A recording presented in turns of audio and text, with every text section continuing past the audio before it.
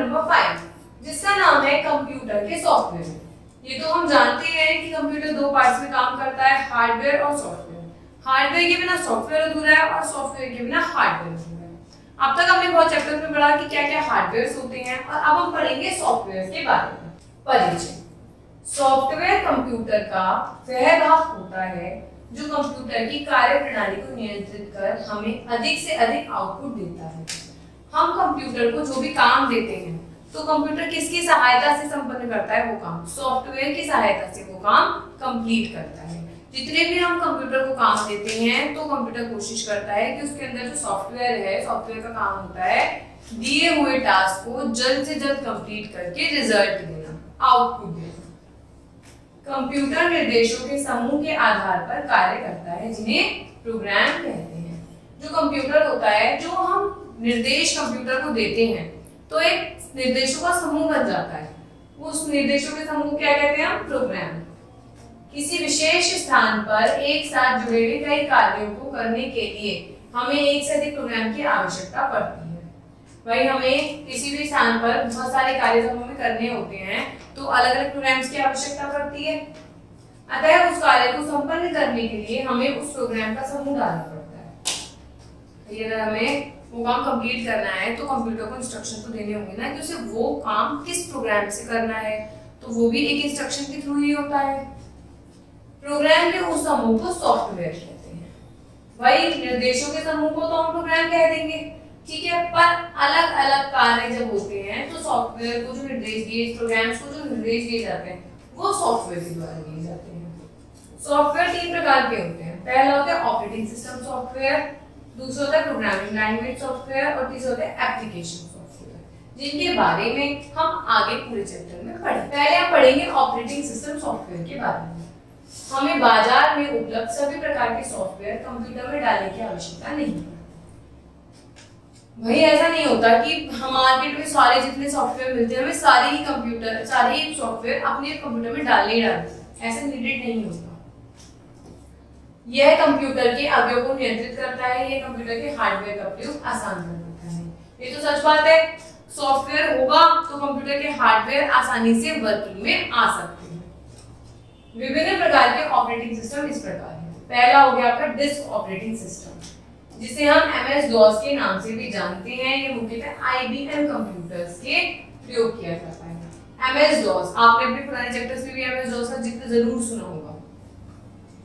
Operating system 2 जिसे हम OS2 के नाम से भी जानते हैं, इसे मुख्यतः एप्पल कंप्यूटर में प्रयोग किया जाता है। जो एप्पल की ब्रांड है उस ब्रांड के अंदर हम OS2 वाले सॉफ्टवेयर को यूज करते हैं। यूनिक्स जिसे बड़े कंप्यूटरों में प्रयोग किया जाता है। यूनिक्स एक ऐसा सॉफ्टवेयर है जिसे हम जो साइज में और बेसिक वर्किंग लेवल में बड़े होते हैं कंप्यूटर उनके लिए यूज करते हैं। लिनक्स का होता है, इसे भी हम बड़े कंप्यूटर में, यूनिक्स और लाइनक्स का बड़े कंप्यूटर में करते हैं। विंडो NT जिसे नेटवर्क कंप्यूटर में, NT मतलब NT से हो गया नेटवर्क, जो कंप्यूटर नेटवर्किंग करने में मदद करते हैं उनके अंदर ये वाला सॉफ्टवेयर आपको मिलेगा। विंडोज XP नवीनतम ऑपरेटिंग सिस्टम है जिसे माइक्रोसॉफ्ट कॉर्पोरेशन से चालू किया जाता है। विंडोज XP मोस्टली आपको अब लेटेस्ट वाले कंप्यूटर में मिलेगा जो मोस्टली माइक्रोसॉफ्ट कॉर्पोरेशन में चालू किया जाता है। विंडोज 95-93 यह GUI सुविधाजनक युक्त ऑपरेटिंग सिस्टम है जिसमें GUI का अर्थ है ग्राफिकल यूजर इंटरफेस। यह MS-DOS की प्रणाली के अंदर कार्य करता है। आजकल विंडोज स्वयं ही एक ऑपरेटिंग सिस्टम बन गया है। ये क्या होता है? ये भी एक तरीके का ऑपरेटिंग सिस्टम है जिसके अंदर हमें GUI ग्राफिक यूजर इंटरफेस, इसके बारे में हम आगे पढ़ेंगे, उसकी सुविधाएं मिलती हैं कि हम बहुत आसानी से, बहुत तरीके से, बहुत वैरायटी से अपने कामों को कर सकते हैं। नेक्स्ट पढ़ते हैं प्रोग्रामिंग लैंग्वेज। कंप्यूटर के प्रोग्राम बहुत उच्च स्तर की भाषाओं में बनाए गए हैं जिन्हें कंप्यूटर समझ नहीं पाता। कंप्यूटर के जो प्रोग्राम है, निर्देशों का जो समूह होता है वो अलग अलग प्रोग्राम की लैंग्वेज में बना हुआ होता है। पर कंप्यूटर जो होता है ना, डायरेक्टली वो प्रोग्रामिंग लैंग्वेज, इतनी हाई लेवल लैंग्वेज मशीन नहीं समझ पाती है। अतः हमें एक लैंग्वेज प्रोसेसर का प्रयोग होता है जो इस भाषा को मशीनी भाषा में परिवर्तित कर देता है। वही एक लैंग्वेज प्रोसेसर होता है जो हमने पहले भी पढ़ा है, आप शायद आगे भी पढ़ेंगे। इंटरप्रेटर कंपाइलर जो क्या करता है, जो लैंग्वेजों का समूह होता है, लैंग्वेजेस जो होती हैं वो मशीन की भाषा में चेंज कर देता है। ठीक है, जिसे बाइनरी कोड्स कहते हैं। ऊंचे स्तर की भाषा का उदाहरण है फोर्ट्रैन, C++। ये सारी कैसी भाषा है? उच्च स्तर की भाषा है। ये डायरेक्टली मशीन नहीं समझ पाती। वो लैंग्वेज प्रोसेसर का काम होता है इन भाषाओं को मशीन की भाषा में चेंज करना, और मशीन तब उस पे काम करता है। अब पढ़ेंगे हम एप्लीकेशन सॉफ्टवेयर के बारे में, जो कि बहुत महत्वपूर्ण है। एप्लीकेशन सॉफ्टवेयर प्रोग्रामों का वह समूह है जो विभिन्न कार्यक्रमों को करने में मदद करता है। भाई एप्लीकेशन सॉफ्टवेयर का तो काम ही यही है, अलग अलग एप्लीकेशन होती है इसके अंदर जो अलग अलग तरीके के कामों को करने में मदद करता है। इनका प्रयोग छात्रों, व्यापारियों, वेबमास्टरों, प्रोग्रामरों आदि द्वारा किया जाता है। भाई जब अलग अलग प्रोग्रामिंग लैंग्वेज प्रोग्राम, अलग अलग प्रोग्राम होंगे तो अलग अलग तरह के लोग भी इसे यूज करेंगे अपने काम को अच्छे से करने के लिए। एप्लीकेशन सॉफ्टवेयर साधारण स्तर पर पैकेज अथवा पूर्णतः तैयार प्रोग्राम होता है। मल्टीमीडिया, गेम्स, एजुकेशन इसके मुख्य एप्लीकेशन प्रोग्राम है। अब आगे पढ़ेंगे। ये सब अलग अलग लोगों के द्वारा क्यों यूज होता है? क्योंकि इसमें अलग अलग तरीके के programs. Multimedia, games and application. अब हम पढ़ेंगे मल्टीमीडिया और गेम्स एप्लीकेशन कैसे होते हैं। इस एप्लीकेशन का प्रयोग व्यापारी संगठनों, विज्ञान, कला, इंजीनियर के क्षेत्र में किया जाता है। फोटोशॉप, स्टूडियो मैक्स आदि कार्यक्रमों में text, graphic, video, chips, chart को त्रिकोणीय चित्र के रूप में किया जाता है। गेम्स एप्लीकेशन की मदद से विभिन्न खेल तैयार किए जाते हैं, जैसे कार दौड़, अलादीन आदि। भाई जो मल्टीमीडिया एप्लीकेशन है, मल्टीमीडिया का नाम ही ये होता है कि अलग अलग तरीके के टास्क को कंप्लीट करना। बिजनेसमैन अपनी एप्लीकेशन इसके अंदर यूज कर सकता है। साइंस, ड्राइंग, इंजीनियरिंग हर तरीके के लोग यूज कर सकते हैं। इसमें बहुत सारे आप चित्र भी बना सकते हो, तो ये इसमें आता है ग्राफिक्स में आ जाता है। बहुत तरीके के गेम्स भी आप खेल सकते हो, जैसे कार रेसिंग गेम हो गया, मारियो हो गया, बहुत सारे गेम्स होते हैं जिसको इसके अंदर आप खेल सकते हो।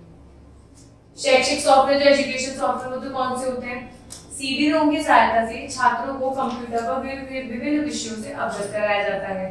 सॉफ्टवेयर का सबसे अच्छा उदाहरण है एनसाइक्लोपीडिया ब्रिटानिका CD। ये एक CD ऐसी है जो आपको एजुकेशनली मदद करती है, आपके एजुकेशन से रिलेटेड चीजों को बताने में। और एजुकेशन सॉफ्टवेयर का मतलब है कि CD-ROM के अंदर बहुत सारी ऐसी एप्लीकेशन होती हैं जो छात्रों की मदद करती हैं उनके अध्ययन को, पढ़ाई को पूरा करने के लिए। मल्टीमीडिया का अर्थ ये होता है कि अनेक साधन, इस साधन के द्वारा एक दूसरे को सूचना भेजी जाती है। मल्टीमीडिया के अंदर निम्नलिखित माध्यम होते हैं। भाई मल्टीमीडिया का क्या काम होता है? जो मल्टीटास्किंग चीजों को करे, अलग अलग लोगों तक आपकी सूचनाओं को पहुंचाए।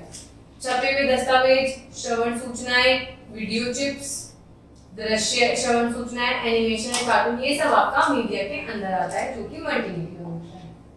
ठीक है। इस साधन के अंतर्गत 4 मुख्य तत्वों का प्रयोग किया जाता है। 4 मुख्य तत्व होते हैं इसके अंदर। चित्र जो होती है आपकी पिक्चर्स, फिल्म्स, साउंड और कलर, जो आप टीवी के अंदर भी देखते हो ना, टीवी के अंदर पिक्चर भी होती है, फोटो भी होती है, साउंड भी होती है, कलर भी होते हैं।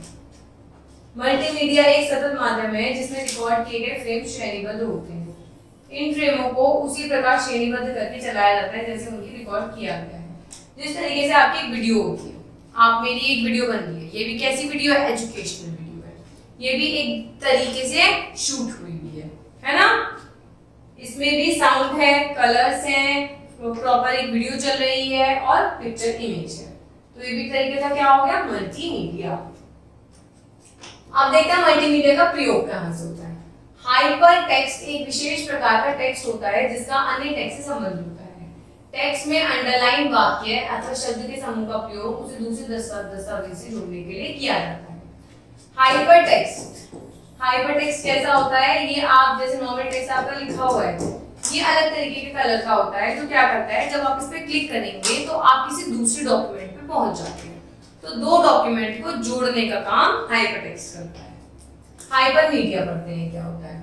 यह हाइपर टेक्स्ट का नवीनतम रूप है। जो हमने हाइपर टेक्स्ट पढ़ा है इसका लेटेस्ट वर्जन है हाइपरमीडिया, जो किसी पंक्ति शब्दों के समूह को जोड़ने के लिए किया जाता है। हम किसी भी चालू पृष्ठ को किसी स्थिर प्रतिमा, वीडियो क्लिप, फिल्म, ध्वनि से जोड़ सकते हैं। इसका प्रयोग इंटर वेबसाइट के क्षेत्र में भी किया जाता है।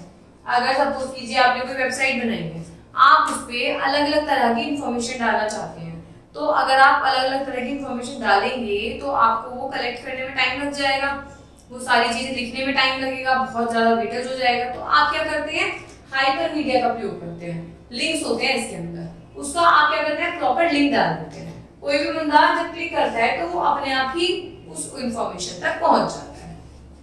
मल्टीमीडिया के प्रसिद्ध package studio max, adobe photoshoot, director and 8, clip art, अन्य खेल के पैकेज, ये सब क्या है, मल्टीमीडिया के अंदर काम करते हैं। ऑडियो वीडियो देखते हैं, ऑडियो वीडियो के क्या क्या होता है। ऑडियो इनपुट, ऑडियो को इनपुट करने के लिए पुरानी संगीत की फाइलें, ध्वनि की फाइलें, ध्वनि की फाइलें MP3, मानव ध्वनि जो आदमी की आवाज होती है, इंटरनेट WWW, वीडियो इनपुट कैसे होता है, कैमरा, डिजिटल कैमरा, स्कैन, विभिन्न पैकेज, ग्राफिक्स, इंटरनेट वेबसाइट। तो ये सब क्या है, ऑडियो और वीडियो को प्राप्त करने के माध्यम है, स्रोत है। इनकी सहायता से क्या होता है, सब चीजें आप मैनेज कर सकते हैं, यूज कर सकते हैं। मल्टीमीडिया की प्रोसेसिंग कैसे होती है, हम ये देखते हैं। विशेष मल्टीमीडिया के पैकेजों द्वारा इनपुट तैयार किया जाता है। इनपुट के भागों को बदलकर उन्हें पृष्ठरंग, आकार और उनमें पृष्ठ रंगों की तीव्रता की कमी की जा सकती है। इसके द्वारा प्रोसीजर की गई अंतिम फाइल को एक विशेष फाइल में बदला जाता है, जिसे एक्सी फाइल कहते हैं।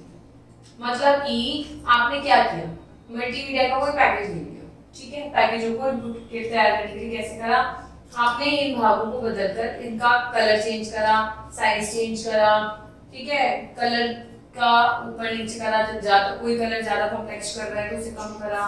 तो इस तरीके से आपने कंप्लीट फाइल बदली, जिस फाइल को आपने exe फाइल का नाम दिया, ठीक है। मल्टीमीडिया एप्लीकेशन चलाना कैसे चलाते हैं, जो इस फाइल कंप्यूटर पर चलाई जाती है उनका संबंध अन्य फाइलों से भी होता है।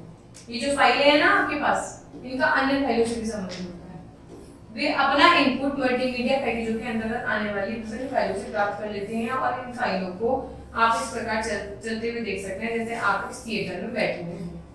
कैसी फाइलें हैं ये, जैसे आप प्रॉपर फिल्म देखते हैं तो फिल्म ऐसा तो नहीं होता कि कंप्लीट तैयार हुई होती है, अलग अलग छोटी छोटी क्लिप से तो जुड़ के एक फिल्म बन पाती है। तो ये उसी का एक पार्ट है। विज्ञान के क्षेत्र में मल्टीमीडिया के कार्य क्या क्या है। विज्ञान के प्रयोगों को मल्टीमीडिया के विभिन्न प्रस्तुतिकरण द्वारा समझाया जा सकता है। भाई जितने भी एक्सपेरिमेंट्स होते हैं तो वो हम मल्टीमीडिया के थ्रू बहुत अच्छे तरीके से इलैबोरेट करके देख सकते हैं, हमें समझ आता है कि इसके अंदर हुआ क्या है। अगर कोई साइंटिस्ट हमें नाम बताकर ऐसी नॉर्मल बताने लगे तो क्या आप समझ पाएंगे, बिल्कुल भी नहीं। पर अगर कोई आपको विजुअलिटी से कोई वीडियो दिखाए तो आप उसको बहुत जल्दी ग्रैब कर पाएंगे। यह प्रक्रिया इसलिए तीव्र हो जाती है क्योंकि आपको दो प्रकार से इनपुट एक साथ देखने को मिलता है, ऑडियो और वीडियो। प्रॉपर वीडियो बन जाती है। इस कारण मल्टीमीडिया आज के युग में अत्यधिक लोकप्रिय है, क्योंकि लोगों को जो चीजें मिल रही हैं वो विजुअलाइजेशन में मिल रही हैं, वो लोग देखकर समझ पा रहे हैं। अब आप भी अपना ये चैप्टर मल्टीमीडिया के थ्रू तो विजुअलिटी से समझ पा रहे हैं।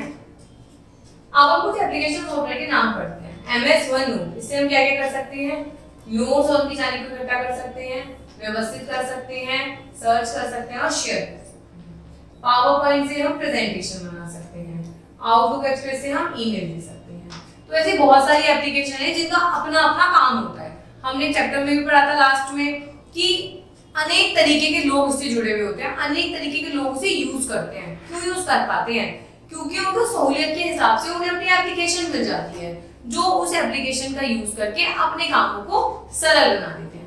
तो इसी कारणवश मल्टीमीडिया जो है बहुत ज्यादा पॉपुलर हो रहा है, लोकप्रिय हो रहा है। Thank you.